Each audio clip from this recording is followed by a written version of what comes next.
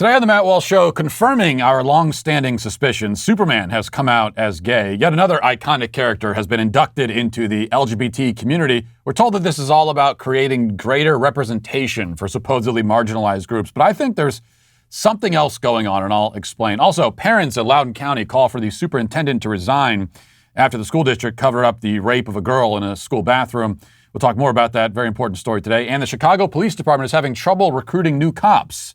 Big crisis in the city. I wonder why that's happening. Plus, Lego commits itself to combating gender stereotypes, which is a very important thing. We'll talk about that and much more today on the Matt Walsh Show.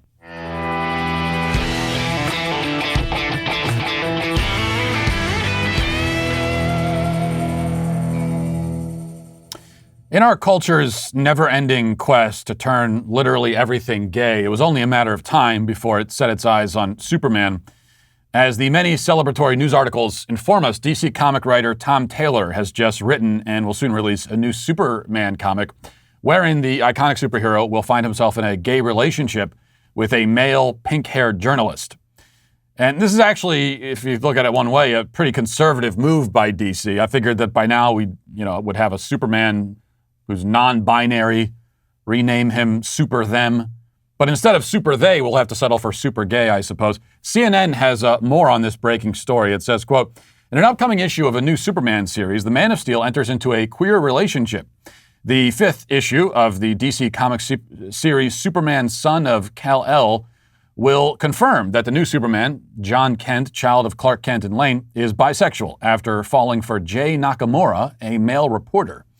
The Superman, Son of Kal-El series follows Kent as he becomes Earth's new Superman and grapples with the immense weight of his new gig. Nakamura, a bespectacled writer with a bubblegum pink mop, first appeared in the series' 3rd issue as a shoulder for Kent to lean on when the business of being Superman got too rough. But in the forthcoming 5th issue, Kent falls for the journalist after he, quote, mentally and physically burns out from trying to save everyone that he can, according to DC.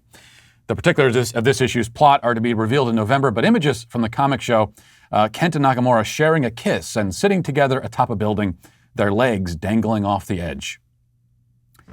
So Superman also has anxiety issues on top of it. And this move comes just months after Robin over in Gotham City came out as gay as well. Not a huge shock there, admittedly. The DC universe also features a lesbian Batwoman and various other members of the LGBT community who have been shoehorned into various comic storylines. Pretty soon, the Justice League will be the Alphabet League, I guess. And of course, the superheroes of this new generation, they don't just show off their woke credentials through their homosexual encounters. They also are focused on fighting a different kind of villain. So here's Tom Taylor, the guy who came up with Gay Superman, on CNN talking about the sorts of issues that Superman will be involved in now. Listen. And it struck me as it would be a real opportunity lost if we had Clark Kent replaced by another straight white savior. So here was an opportunity to create a Superman who could represent a whole new group of people. And I think that was one that we had to leap on. And we'll be addressing modern day issues like the climate crisis, like refugees. John in the last issue has just been arrested attending a protest trying to stop the refoulement of asylum seekers. He does 45 minutes of hard time is how he puts it. But as a stand, it's a very powerful thing. And yes, so this is one of the things for him. He is trying to work out who he is as Superman, who he is as John Kent. And so us as the writer and everybody at DC Comics is watching him go through this process of finding himself and seeing that on the page. Okay, so this is a gay environmentalist Superman. I think the creators of Captain Planet should really sue for plagiarism, if you ask me. And I do wonder how Superman will fight climate change exactly. Will he beat up the sun, maybe engage in hand-to-hand combat with the weather? Drop kick a cloud? I mean, how does that work exactly? And the thing is, that would be exciting to watch, if a little bit confusing, I suppose. But it sounds like Tom Taylor has more earthbound ideas in mind, like having Superman attend political demonstrations. Kids can now flip excitedly through the pages of their favorite comic book, watching Superman hold signs and shout slogans. and then go home and start a hashtag campaign to raise awareness. His kryptonite is a frowny face emoji. In the final climactic battle, he defeats Lex Luthor by reporting him to Twitter for hate speech. I guess that's the way it's going to go. Now, it's easy to make fun of this kind of thing, and we should make fun of it. But we shouldn't let the fantastic absurdity distract us from the underlying agenda, which is more sinister than anything gay Superman will be fighting against in the new comics. We can all look around and clearly see that gay and trans characters and storylines are being injected into everything from comics to movies to TV shows. Even the most iconic and enduring characters are forced to undergo this kind of conversion therapy. And we know that the conversion is only ever allowed to go one way, right? White, straight characters can be made non-white or non-straight, but if non-white, non-straight characters are made white or straight, it's a hate crime. And everybody responsible must be fired and then dragged into the town square and stoned to death. That's the way it works now.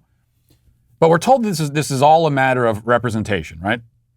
The left says that all these identities must be rammed into every story because audience members who share that identity deserve to be represented. Tom Taylor made this claim in that same CNN interview. Let's listen to that. I promise he will punch a robot. That's just a guaranteed. He will come up against Lex Luthor in our upcoming annual. All those things are part and parcel of Superman, and this is just something extra that very important symbol can now represent. And I have to say, having seen the reaction today, having seen online what it's meant to people, I've seen so many messages from all over the world in so many different languages, people saying that they saw this news and burst into tears. People saying that they never thought that they would be able to see themselves in Superman. That they wish older queer people who've said they wish they had this growing up, and they're so happy that younger people or people who haven't come out yet have this today. That by the way, keep this in mind, this kind of thing in mind, because the other thing that we hear from the left, and I'll probably get this too because I'm doing this segment right now when some of this inevitably ends up on Media Matters. But they're going to say, it's other conservative media making a big deal about bisexual Superman. Isn't that so ridiculous? Why do you care so much? Right? They do that whole thing. Meanwhile, CNN is doing a news segment on it, bringing the creator of Gay Superman on to come on and talk about how people are reduced to tears of joy over the fact that there's a bisexual Superman. So they can make a big deal. They make a big deal about it on the left and tell us that it's a big deal. I mean, it's breaking news. We're talking about it on CNN. People are crying tears of joy. They're overcome with feelings of ecstatic emotions because of it. That's how big of a deal it is. But if you say, all right, fine, it's a big deal. I agree. It's socially, culturally relevant. But I have an issue with it. I have a criticism, and here it is. The moment you do that, then they say, well, what are you making a big deal of it for?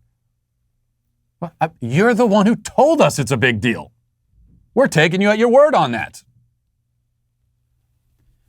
Now, if this was all true, that this is really about representation, it would only be more evidence of the increasing narcissism of our age. I mean, the whole idea that we must be represented in a story in order to connect with it or understand it is fundamentally self-centered.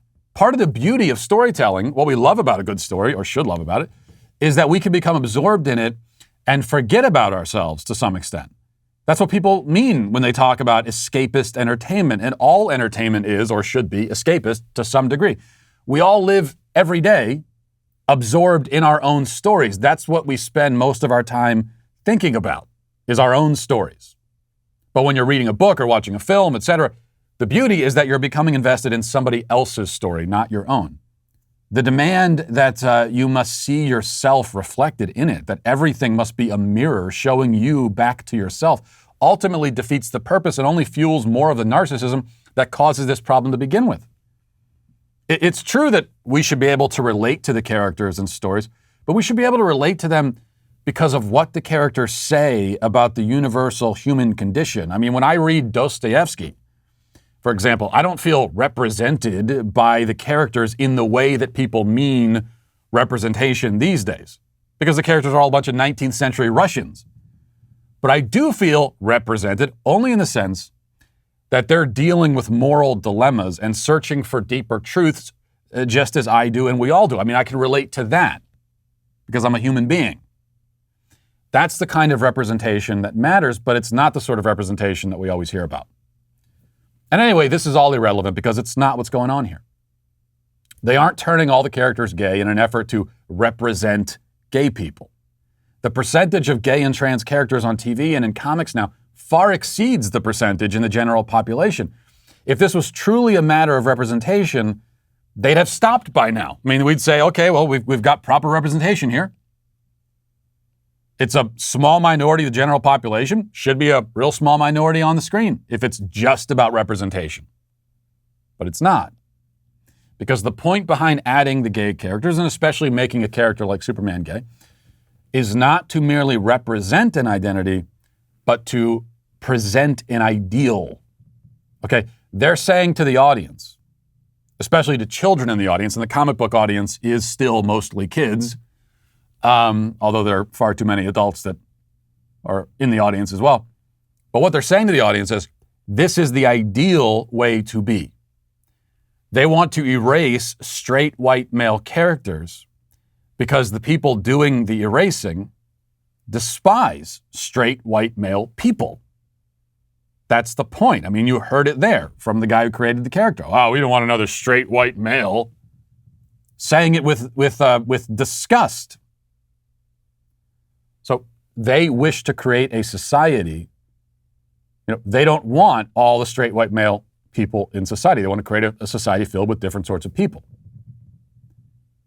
And the so-called representation is one way of pushing that agenda. And we know that also because it always comes with, it's not as though, okay, you've made Superman gay, but then he continues along just being Superman, doing Superman things. And the gayness and his sexual attraction is just, it's a minor detail, but other than that, I mean, he's fighting Lex Luthor and he's doing all this. That's not what they do. It comes in a package where, okay, now he's focused on refugees and he's focused on fighting climate change. And of all the villains turn into straight white male conservatives. Whereas that used to be the hero, now it's the villain. So it all comes in one package. And that's the point in all of these stories. Whether they're doing it in comic books, or they're doing it in Hollywood, on TV and media, it's about presenting an ideal to the audience. This is how you should be. Even if you can't fly around like Superman. This is the ideal way to be. And that's the point. Even if, of course, they'll never, ever be honest about it. Now let's get to our 5 headlines.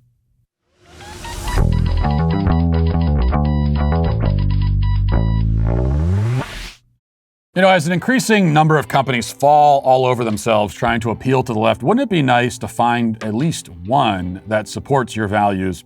Well, I'll give you one. Charity Mobile is the pro-life phone company. They partner with you to automatically support the pro-life, pro-family charity of your choice with 5% of your monthly plan price, and have sent millions of dollars to charities so far.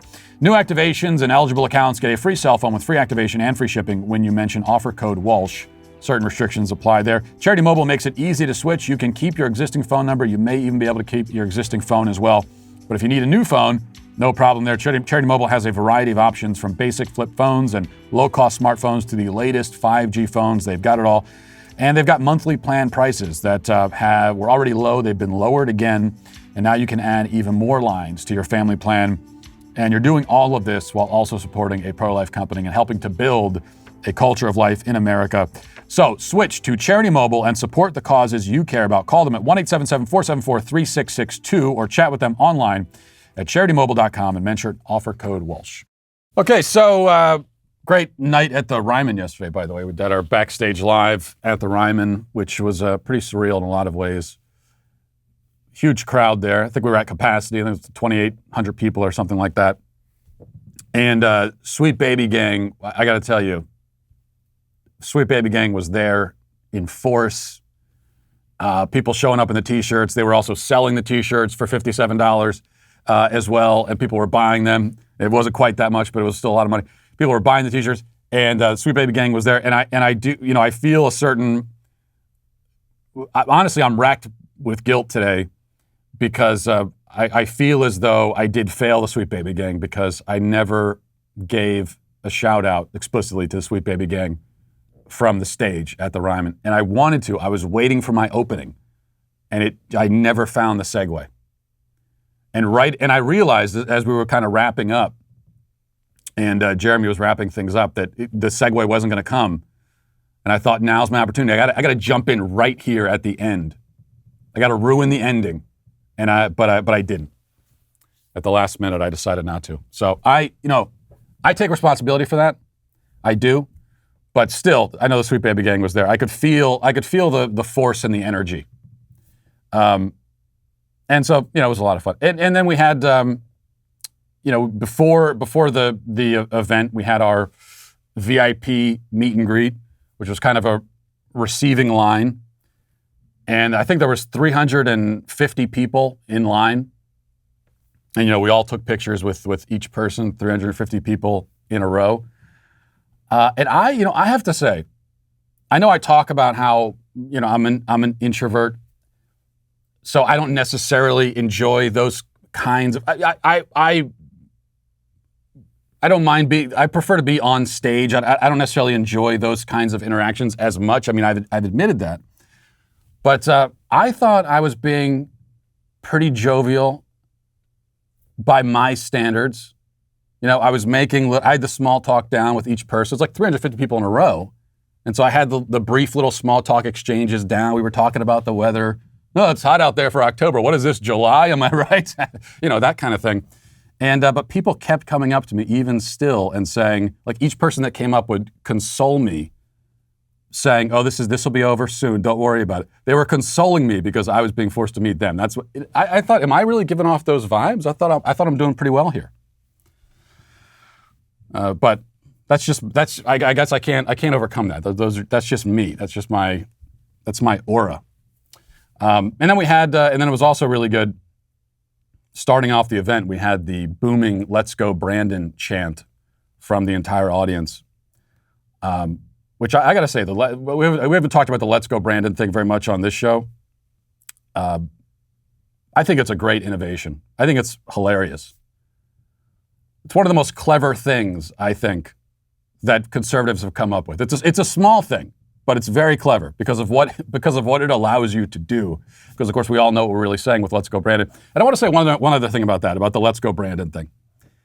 Because you hear criticisms of this, even from some conservatives who say, well, I'm not a big fan of "Let's Go Brandon" or of the more vulgar version of the same thing.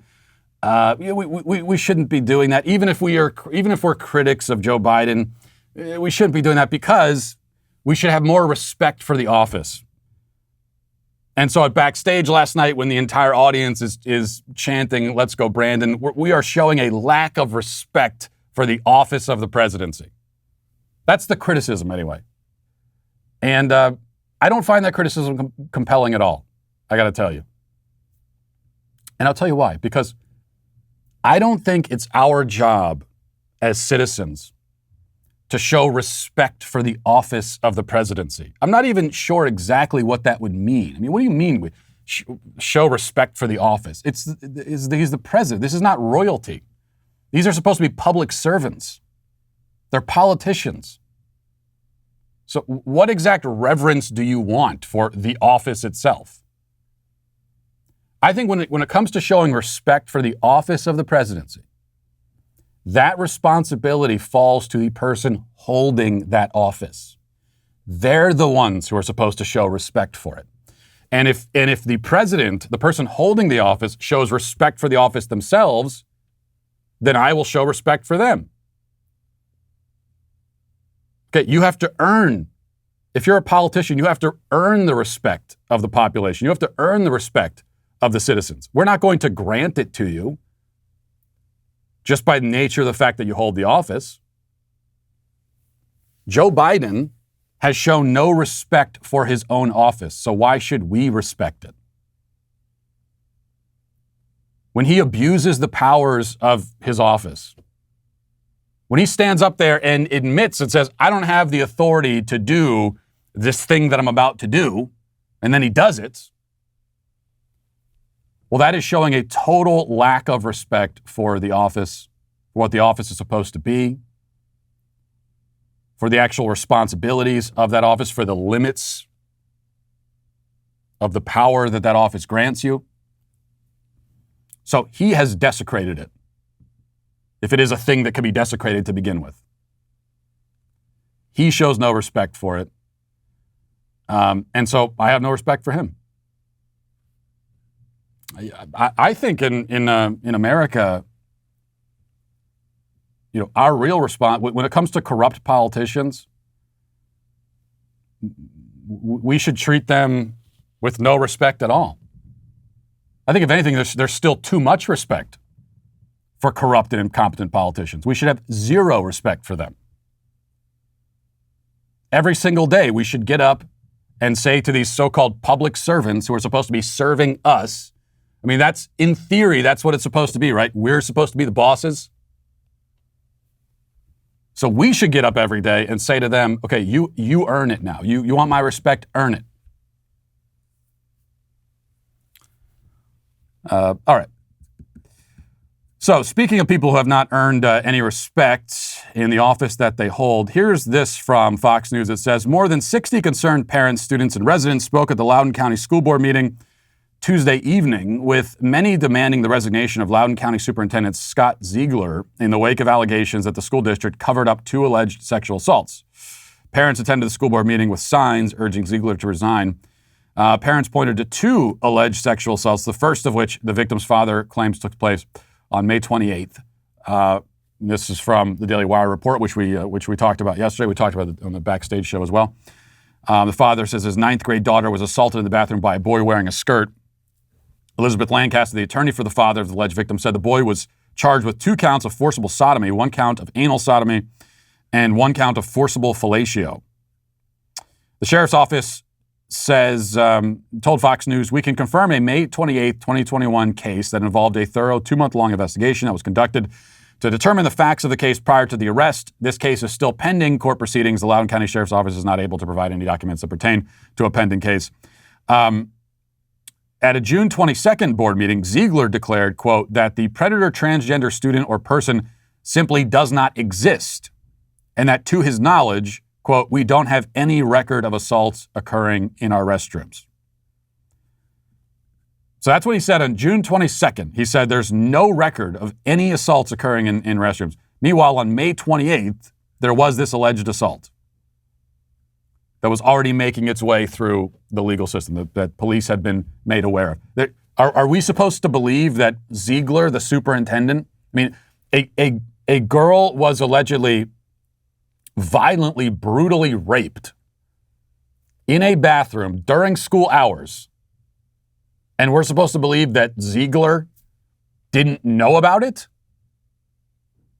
Well, that's impossible to believe. It's impossible to believe. So we can look at this. I don't think we have to say it's an alleged cover-up by the school board. It's a cover-up. This horrible thing happened, allegedly, and you denied that it happened at all. That's what a cover-up is. And we could say that even without all the other details that we get from the father about how when he went to the school after this happened, when they called him to come in, and they told him they want to keep it in-house. Even without that, you've got clear indication, proof of a cover-up. And the superintendent denies that it happened when he had to know about it. So, school board meeting was yesterday, and let's play, this is from Fox, some of the clips here of the parents trying to hold the school board accountable for this cover-up. Let's listen. The 80-40 policy was rushed through to a vote without consideration for the safety of all students, simply to satisfy a political agenda. Your moral compasses are busted. You, Dr. Ziegler, and our school board, every one of you, are complicit in these crimes against our children because you did nothing about it. What is worse than a child being raped at school? the cover-up by those who are entrusted with the safety and well-being of children. I warned you about policies that you were putting into place that would be a danger to our students, and we've seen that happen. When is enough enough? When are you going to change the policies to keep our children safe? This is not China. This is the United States of America, and we will not be silenced. You are liable for these injustices. Remove the superintendent immediately and then resign for your negligence and duplicity. End this nightmare. I am 14 years old. The fact that I have to be here to fight for my rights to not have your radical agenda shoved down my throat in school is not only concerning, it's upsetting. The last one there, it's hard to hear exactly what's being said. And that's all by design. I mean, that's why they have to wear the masks. The masks function in this case as literal muzzles. That's why they require them to put them on. I mean, there's no other audience in the room. They're standing, they're given 60 seconds to address the school board with nobody within 15 feet of them. They can't take the mask off. They can't take it off for 60 seconds so that they can speak and be understood? No, they can't take it off because they want the words to be muffled. These despicable, gutless, scumbag cowards will do everything they possibly can to avoid any kind of accountability whatsoever. But these Loudoun County parents, they continue to put on a clinic that other parents across the country should really follow. There's a model here that's being presented. And I obviously saw it for myself when I became a resident of Loudoun County and when I was there. But they've got it organized. They know exactly what they're doing. And now, because they're only given 60 seconds to speak out about the cover-up of a violent rape of a girl in a bathroom during school hours, they're only given 60 seconds to talk about it. What it means is that, you need 30, 40 parents in a row hitting on this same topic because they only get 60 seconds. And if you all stay on the same topic and you stay on message, then cumulatively you've spoken about it for 40 minutes, 50 minutes. And that's exactly what they're doing, and I hope they continue to do it. Every single school board meeting, every person that goes up there should be specifically calling for Scott Ziegler. I forget if Scott is his first name. Anyway, Scott Ziegler to step down because of this issue until he does. All right, let's move next to Janet Yellen, Treasury Secretary.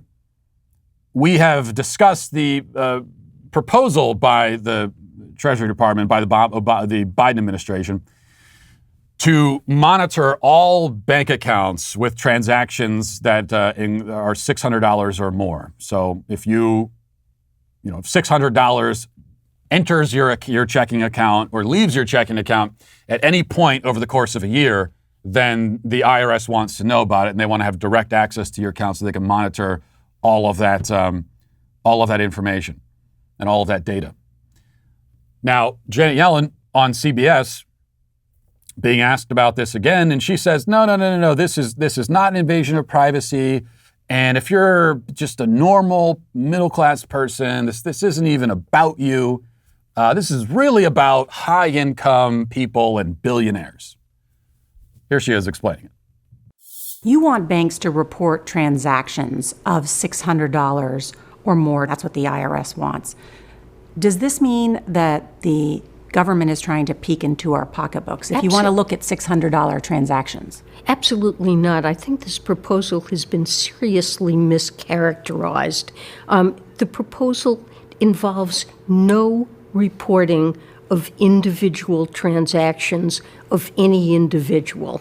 Look, the big picture is that we have a tax gap that over the next decade is estimated at $7 trillion, namely a shortfall in the amount that IRS is collecting due to a failure of individuals to report the income that they've earned. But that's among billionaires. Is that among people who are transferring $600? No, it tends to be among high-income individuals whose income is opaque and the IRS doesn't receive information about it. If you earn a paycheck, you get a W-2, the IRS knows about it. But high-income individuals with opaque sources of income that are not reported to the IRS, there's a lot of tax fraud and cheating that's going on, and all that's involved in this proposal is a few aggregate numbers about bank accounts,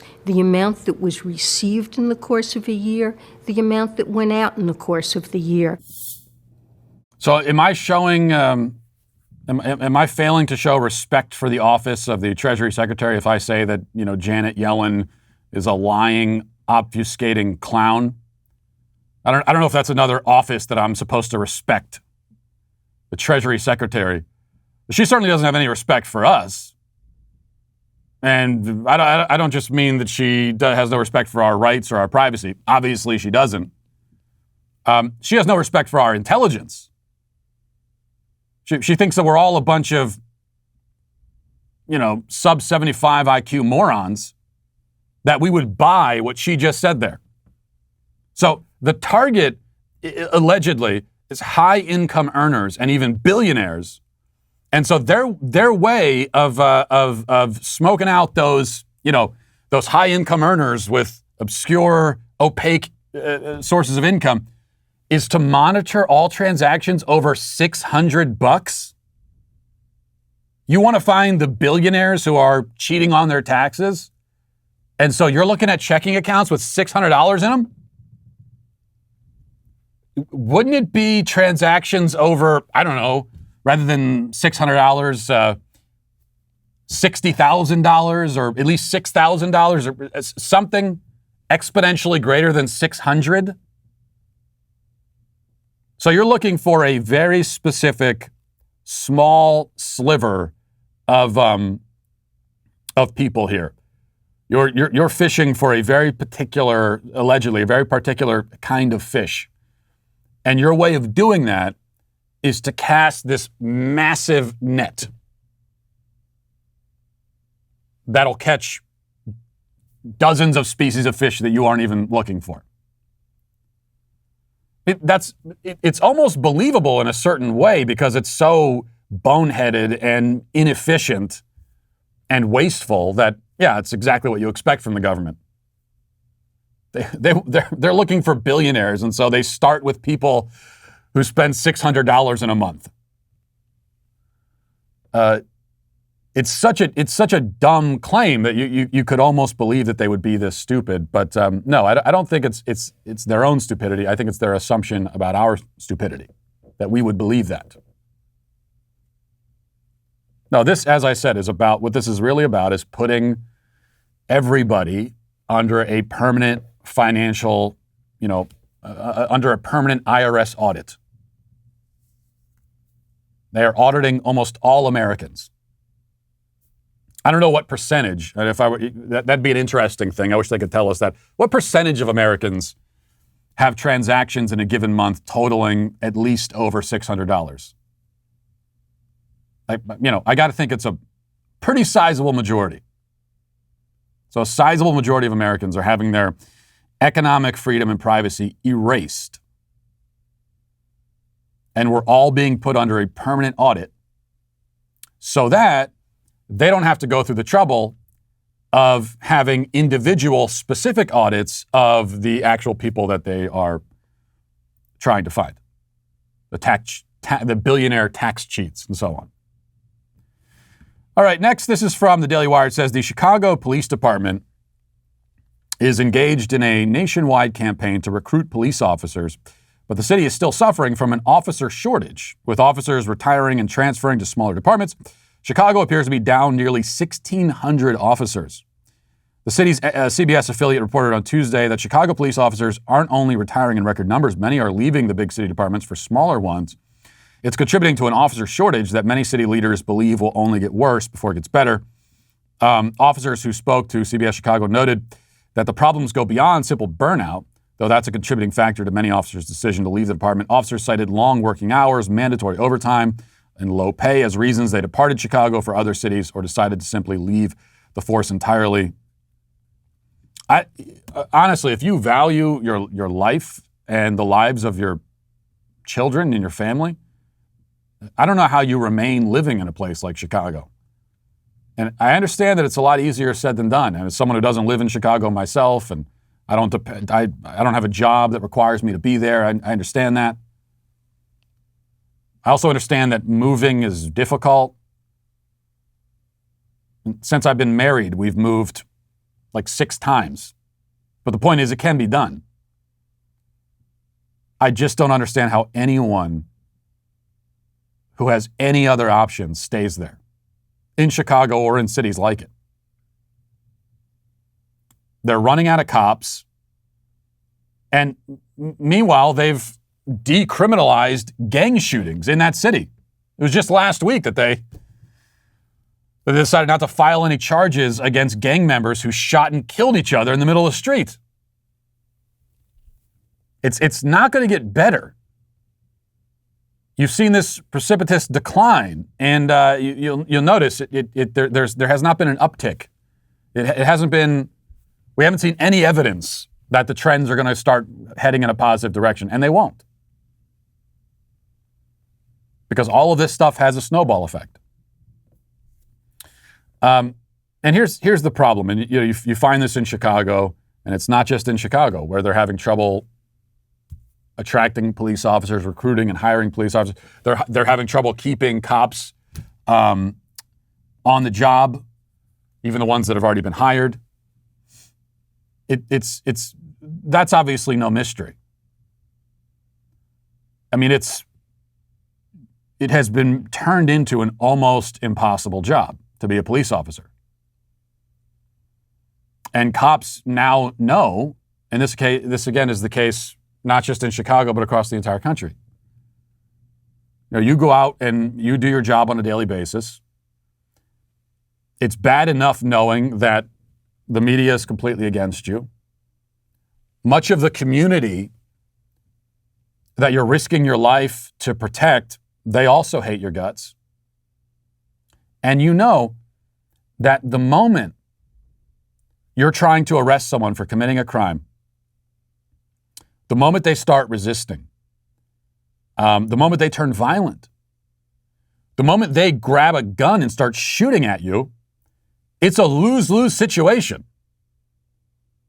And the more violent they are towards you, the more of a lose-lose situation it is. Because you could not respond with equal force and end up getting killed, or you can respond with equal force and neutralize the dangerous threat. And then you know that the media and the community that you were just protecting and serving there will immediately set to work to destroy your life because of it. So that's what you know as a cop. The moment the bad guy pulls out a knife or a gun, in that moment you know, okay, good chance here, I'm either dead at the end of this or in prison, no matter how it goes. What a mystery that people aren't very eager to sign up for something like that. And here's what ends up happening. I mean, you've obviously got lots of cops that leave. What about the cops that stay on the job?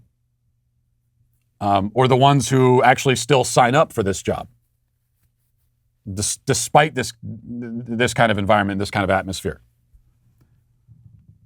What kind of people are you going to attract now? Well, the only people that right now that I could see that would sign up to be a cop, I think there's probably like 2 types of people. One would be people who have a deep sense of duty and are extremely courageous, and they feel called to this, and they're going to do it anyway, knowing what a lose-lose it might be for them, knowing they're putting their life on the line in more ways than one, because their physical lives could be taken from them, or everything but their physical lives could be taken from them if they have to, use force against a violent suspect, and then their lives are destroyed. Knowing all of that, they still sign up for it. I think there are going to be people who do it because they feel duty bound. And these are courageous, self-sacrificing people.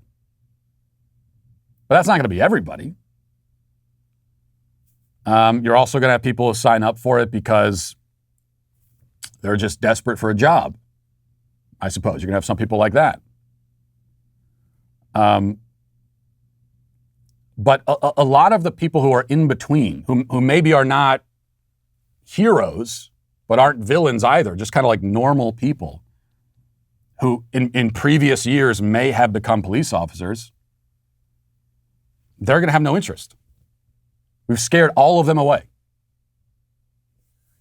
And as I said, it's not going to get any better from here. Finally, this is from the Daily Wire. It says, Lego Group is committed to removing gender bias and harmful stereotypes from its toys, the company announced in a statement on Monday. Lego cited a study by the Gina Davis Institute on Gender in Media, a nonprofit pushing for gender balance in entertainment and media, showing that the majority of children believe that some activities are just meant for girls while others are meant for boys. Lego is calling on parents and children to champion inclusive play to change the perception of children, according to the toy company. And this is happening at the same time that the California Governor Gavin Newsom signed a law mandating in the entire state of California that large retail stores have to offer toys in gender-neutral sections. So if they employ 500 or more employees across California, it is now a matter of law that they have to have a gender-neutral section for toys, which, of course, that doesn't achieve anything but just make it harder for parents who are shopping, trying to find toys for their kids. Because all parents realize this, like the vast majority of kids, it's not because we tell boys, oh, here are the toys for boys, you have to play with those. Oh, you're a girl where you're only allowed to have pink things and you have to play with dolls. We don't tell our kids that. It's just that that's most of the time what they naturally gravitate to from a very young age. And it's always been an interesting thing for me to have, I've kind of had this, been able to see this play out in my own life, having a boy, having fraternal twins, boy and a girl, and raising them. They were the first kids that we had, and we raised them the same way. And we had, we have even from a young age, we had a playroom and with all the toys laid out. And we never said to our daughter, well, here's the girl section of toys, here's the boy section, and you got to stay over here. We never said that. We just, here's the toys, go play. Get out of mom and dad's hair for a second and go play with the toys. And what would they do? Almost every time, daughter's going for the dolls, the son's going for the action figures.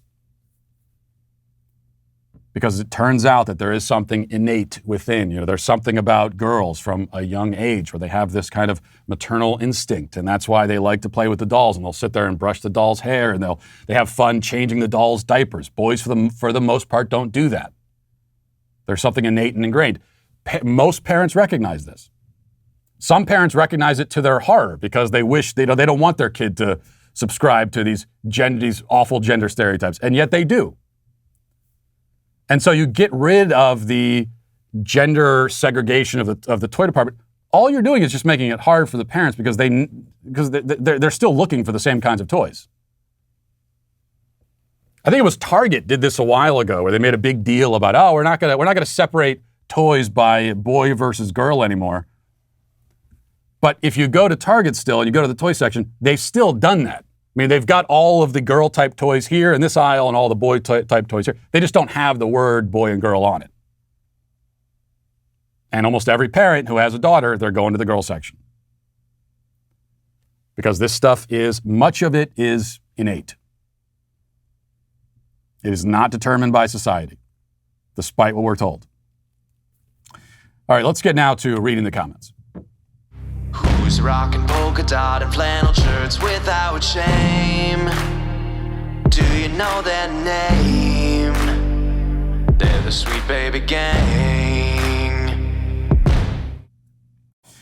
Tiffany says, Matt quoting The Princess Bride earned himself the spot of best YouTuber in my book. Well, it sounds like you got pretty low standards, but I'll take it. And yeah, I'm an unapologetic fan of The Princess Bride. I think it's you can't call it one of the greatest films ever made, certainly, but it's one of the most rewatchable movies, I think, ever made. It's one of those movies that anytime it's on TV, you can just sit down and watch it and enjoy it. And all right, what else we got here? Mr. Walsh, of all the different names of Christ, do you have a personal favorite? Also, what's the most important thing you've learned since you started your show and have seen it grow like it has? Personal favorite name of Christ? Well, I think Christ that's a good one. I'm happy with that. Our Lord, I suppose, is also. I hadn't really thought about what my favorite name is. As far as what I've learned since starting the show, I'm not sure if this is something I've learned, but I've just seen it. I've seen it demonstrated over and over again, and that is that people are desperate for basic common sense, and that's a bad sign for society. That common sense is so rare. But it has made it possible. I mean, it's given me a career. Because there's so much insanity out there. All you have to do is speak basic truths. You don't have to have any deeper, brilliant insights. And that's good because I don't have any. All I could just do, I could sit here and say, women have uteruses. And even a truth like that, people are hungry and desperate for it. So I guess that's, I suppose, what I learned. Scott says, Ben used your office today, but the alien playing the banjo and the little astronaut on your desk weren't visible on the camera. I'm afraid he stole them. You know, they do that sometimes. They come in here, they kick me out of my own studio. I mean, Ben comes in here like he owns the place or something, tells me to leave. And every time that happens, no matter who's using the studio, they always take the alien and the banjo away. It's like, fine, you can use my studio if you want. But this is my studio. And there's nothing to be ashamed of with the alien and the banjo. I do take offense to that. Tom says, hey, Matt, you silly person. People sleep. You're counting that as free time. I wake 2 hours before work. 1 hour is just to get there. When you add that in, my workday is 11 hours, so I only have 5 hours of free time. Okay, so you have 5 hours of free time, and you get 8 hours of sleep a night. And then you have your weekends off. That's amazing. That's a great life. I mean, that's the point I was making yesterday. That is already a more luxurious and comfortable life. You are leading already a more luxurious and comfortable life than the vast majority of people who have ever lived on Earth. So have some gratitude for that. Now, a word from Helix Sleep. A lot of people these days seem to struggle with sleeplessness. It seems to be an increasing problem. I know, it is for me, especially last night. I think I got about 3 hours of sleep, but that was not the fault of my Helix mattress in Helix Sleep, because Helix Sleep is it's the most comfortable mattress you'll ever sleep on. And the reason is that it's customized to you. All you got to do is take the quiz. It takes about 2 minutes to complete, and it matches your body type and sleep preferences to the perfect mattress for you. If you like a mattress that's really soft or firm, if you sleep on your side or your back, whatever it is, you go through all of it. Like I said, it takes just 2 minutes, and they'll find the specific mattress that will work with your unique tastes. You don't need to take their word for it. Helix was awarded the #1 best overall mattress of 2019 and 2020 by GQ and Wired Magazine. And you can find out why yourself if you go to helixsleep.com/Walsh, take their 2-minute sleep quiz, and they'll match you to a customized mattress that will give you the best sleep of your life. Right now, Helix is offering up to $200 off and free pillows with all mattress orders for our listeners at helixsleep.com/Walsh. That's helixsleep.com/Walsh for up to $200 off your mattress order. And if you didn't catch backstage last night, then you missed a lot of things, especially the melodic sounds of Smokey Mike and the God King.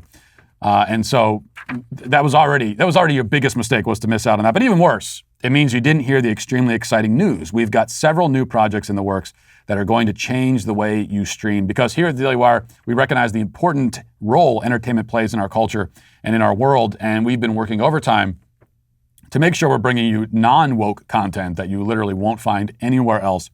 Like our new comedy series, we're bringing you featuring none other than the hilarious Adam Carolla. And our new film, starring the fearless Gina Carano, it's called Terror on the Prairie, which is currently in production in Montana. And last but definitely not least, we're dropping the teaser trailer for Shut In, our first original production. It's a 60-second look into a thriller that you're not going to want to miss. We seriously can't wait to share the final products with you, so keep your ears and eyes peeled for updates on their release dates. Now let's get to our daily cancellation. You know, we followed the Jon Gruden story pretty closely on the show because I believe it's not only one of the most egregious examples of cancel culture that we've ever witnessed, but also because it represents, in many ways, a dangerous escalation. We've seen people get canceled for opinions they've expressed in public. We've seen them get canceled after statements they made or things they posted years ago were dredged up and brought to the surface. We've seen conversations taken out of context. We've seen jokes blown out of proportion. We've seen innocuous comments turned into outrages and edgy comments turned into hate crimes. In the case of Jon Gruden, all of these things are happening at once with the added indignity that nothing he said was public. He communicated his thoughts in private emails from a private email account. But that didn't save him from the mob. And the mob wants us to know that it's not going to save us either, because every cancellation is performative. It's never about the present victim, but about setting the stage for the next one. And that's why this story matters and why I want to focus on it one more time here. Of course, you know, as we've seen, the media, especially the sports media, has been enjoying itself immensely with this issue, as they always do when they've got someone to cancel. They enjoy it very much. All the various hosts and personalities in sports media have taken the opportunity to give their own little speeches, have their own theatrically emotional moments. None of them can top Randy Moss's Oscar-worthy performance, but you know they're all giving it a shot. There's no point in playing many of the examples, but a few of them are instructive because of what they reveal about the nature of cancel culture and what fuels it. So we'll play clips from two commentators. First, here's Keyshawn Johnson. He's the former NFL wide receiver and a current ESPN analyst. He has known Gruden for a long time, decades, and played for him back in the early 2000s. Now that Gruden is on the floor, Johnson is happy to come on over and stomp on his head, because why not? Let's listen. I didn't know that Jon would say things like that and put them in an email. He just always been a fraud to me. He just always been a fraud to me. Never from day one, he's been a used car salesman. And people bought it because he inherited a championship team built by Tony Dungy and Rich McKay. And he came in there with a little bit of different energy that we had with Tony. And it kind of kicked us over the top to get our world championship, which I am grateful for. But at the same time, I also saw through who he was through that journey of getting a championship. The year that, think about it, we won the championship and we're standing on the podium in the Super Bowl, and the general manager is trying to raise the trophy, and the head coach takes the trophy from him, basically says, "Give me this belongs to me." And like all of that, when you're paying attention, and then the next year, the general manager leaves in the middle of the season because he doesn't want to deal with all the shenanigans that was going on. Think about this though, Jay and Max. He leaves in the middle. Rich McKay left in the middle of the season to go take another job with another team because he didn't want to be around this guy. So this just shows how one of the things that keeps cancel culture alive and thriving in our culture is the corresponding death of loyalty. I mean, the canceled person cannot rely on the people who know him to speak up for him. Instead, they'll remain silent, or else they'll come out, as Johnson does here, and say, "Oh yeah, that guy, total jerk. Never mentioned it before right now, but now that you mention it, yeah, you know, I've always hated him." A lot of these situations could be solved. I mean, cancel culture could be stopped in its tracks if the friends, employers, associates of the canceled person were willing to venture even an inch out onto the limb to speak up for the victim. But loyalty is a virtue, and we live in a virtueless culture. Think of Chris Harrison, former Bachelor host, who, of course, was canceled. His own girlfriend came out and called him a racist when he was getting all the backlash. Now, next and finally, we have Emmanuel Acho, former player turned media personality turned unapologetic scumbag race baiter. Here he is giving his thoughts on the matter, and pay attention to what he says, because these people just are not hiding the real goal anymore. Listen to this. Couple quick thoughts on Jon Gruden, and boy, I got a lot of them. First things first, get him the heck up out of there, man. No place in our society for language like that, for speech like that, for thoughts like that, particularly for people in positions of power, not in sports or in life. Now, for those saying it was in 2011, it was such a long time ago, keep in mind he was 48 years old in 2011, but more importantly, the dude said he didn't have a blade of racism in him while being racist, which means he didn't even realize what he was doing was wrong, so he hasn't worked to fix it. So those thoughts Jon Gruden had in 2011, if he ain't worked to fix them, he still has them now. But y'all, this is why it's imperative to have minorities as voices and faces in positions of power in society, so you don't have rampant ignorance running around like this. The dude was homophobic. The dude was racially insensitive. The dude was sending topless photos of Washington cheerleaders to the president of the Washington football team. Make it make sense. And lastly, dude ain't even a good coach right now. He's 67-82 since he won the Super Bowl. That's a 45% winning percentage. He got to go, period. No place in our society for language like that, says the man who I'm sure has never uttered a crass word in his entire life. But more notably, he says there's no place in our society for thoughts like that. So they're no longer even pretending that their goal is to stop people from engaging in harmful behavior. They're not pretending that this is about holding people accountable for the damage they inflict on other people. This is about telling people what kind of thoughts they're allowed to think. As Acho said to Don Lemon later in the day, it doesn't even matter how you actually treat people. All that matters is what you're thinking while you do it. Listen. Just because someone treats you right does not mean that they treat everybody right. Jon Gruden, of course he treated his star quarterback earning $125 million. Of course he treated him with the utmost respect, particularly publicly. But just because someone is kind and respectful to you does not mean that they are a kind and respectful person. Actually, if someone treats you well and you've never been presented any evidence that he treats anyone else differently, that is, if all you've ever seen from someone is kind and respectable behavior, if that's all you've ever seen, and no one's ever told you about different experiences, then you have no right to any assumption other than the assumption that the person is kind and respectful. See, in a sane society, you judge a man based on his actions. And in fact, if someone has negative feelings or thoughts towards you or in general, and yet still treats you well, that doesn't make him a fraud. Far from it. It makes him all the more respectable because he's not allowing his emotions to dictate his behavior. But these days, as we've seen, actions don't matter. And again, it's not about actions here because these are private emails. No one was harmed by them. No one else knew about them. So it's a victimless crime until they're made public.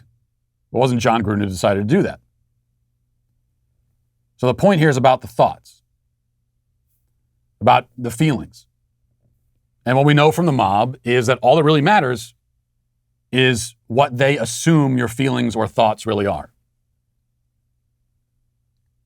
And they can assume what your real intentions are. And that's what they're trying to control, are the thoughts. This is about drawing a line and saying, okay, here are thoughts you're allowed to think, and here are thoughts you're not allowed to think. But, of course, I say all this, and now my third day of talking about this issue, because I do think it's important. But the problem is that this all sounds like a defense of Jon Gruden, which it isn't, because you know my policy. That if you don't defend yourself, if you apologize, then I'm not going to defend you. The moment you do that, you accept guilt, you bow to the mob. There's nothing anyone else can do for you. And so really, at the end of all this, I guess I have to say that maybe it's Jon Gruden who is canceled. Not for any emails that he sent. I don't care about that. But when you have the mob coming after you, and you bow and surrender and submit, then you've only fueled it. You've only this is what sustains them. You've given them more sustenance to go after the next person. At a certain point, I mean, we need someone. We just need someone And I'm not surprised that it's not Jon Gruden, but maybe it'll be the next one. Whoever it is, and it'll be someone. They'll find a new target and they'll find him quick. They got what they want out of this. They destroyed his life. They got the apology. But they're not waiting around to have a conversation about it. What have you learned from this, Jon? How can we help you get back on your feet? And how can we work on this redemption arc? They don't care about that. They're just going to leave you in tatters, torn to shreds on the side of the road, and they're going to go looking for the next person to run over. We just finally need someone when this happens to say, I don't apologize. Oh, but you hurt our feelings. I don't care. And I didn't even really hurt your feelings in the first place. But even if I did, I don't care. I don't owe you anything. This isn't about you. This doesn't concern you. Mind your damned business. Get out of my face. And until they say that, until someone says that, this will continue. So we'll leave it there for today. Thanks for watching. Thanks for listening. Have a great day. Godspeed.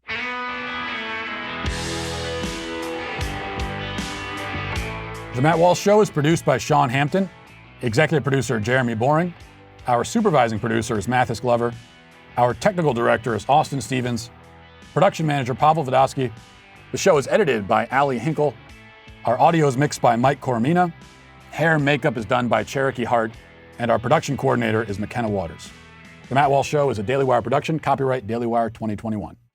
Superman gets a little light in the loafers. The Italian people chant, "Let's go, Brandon," or actually a little bit of a tougher variation thereof on the streets of Rome. And Rolling Stone magazine attacks a rock and roll legend for not blindly going along with authority. Check it out on The Michael Knowles Show.